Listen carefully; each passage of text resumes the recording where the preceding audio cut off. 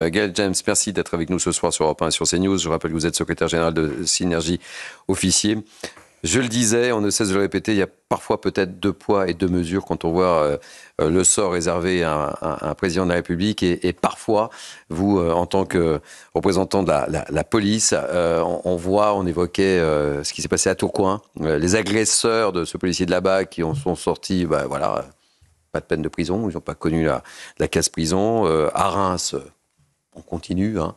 Et là, on va aller à Givors, près de Lyon. Ce sont des forces de l'ordre qui ont été prises à partie. Je vous propose de voir le reportage de Maëva Lamy et puis on ouvre le débat ensemble. Deux poids, deux mesures. C'est qui la Filme-moi, toi. Filme-moi. Les images montrent des individus qui s'en prennent à deux policiers en voiture banalisée. Insultés, mis en danger, les forces de l'ordre sont contraintes de quitter les lieux après qu'un homme a réussi à s'emparer de la bombe lacrymogène du conducteur. C'est ce que raconte Alain Barberis, secrétaire départemental Alliance Police-Rhône. Je tiens à préciser quand même que nos collègues ont été blessés dans cette intervention à cause ils ont été brûlés au visage à cause du gaz lacrymogène. Donc nos collègues ont dû se mettre en repli pour se protéger et revenir en renfort pour interpeller cet individu, ce qui a été le cas 2 heures après. Une fois appréhendé, l'auteur des violences s'est présenté à un juge qui décide de classer l'affaire sans suite. Incompréhensible pour Alain Barberis. Cet individu, il a estimé devant le magistrat, devant le juge, que pour lui c'était des individus d'un autre quartier et que pour lui c'était pas la police.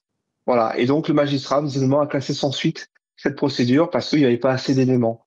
En fait, on est dans une totale inversion des valeurs. Voilà. Donc le délinquant est la victime et les policiers sont les auteurs. Le syndicat Alliance Police Nationale appelle à un électrochoc d'autorité. Il dénonce des décisions de justice insupportables pour les policiers.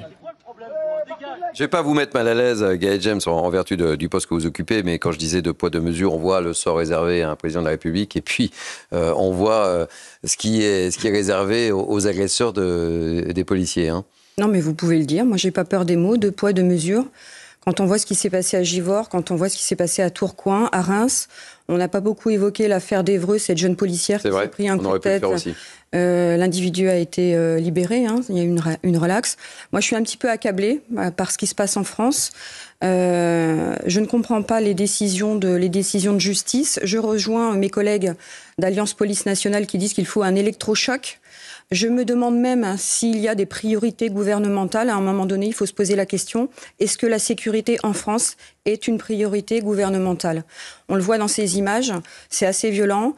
Et quand on voit la décision de justice à Givors, on se demande quelle est la valeur des policiers. Parce que la valeur la voix des policiers, je veux dire. C'est-à-dire que les policiers ont expliqué ce qui s'est passé.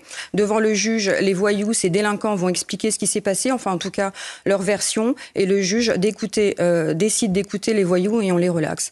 Et c'est insupportable. Et tous les jours, c'est la même chose. Il n'y a pas un jour où il ne se passe pas quelque chose. Et j'évoquais Tourcoing, mais j'aurais pu évoquer évidemment Reims.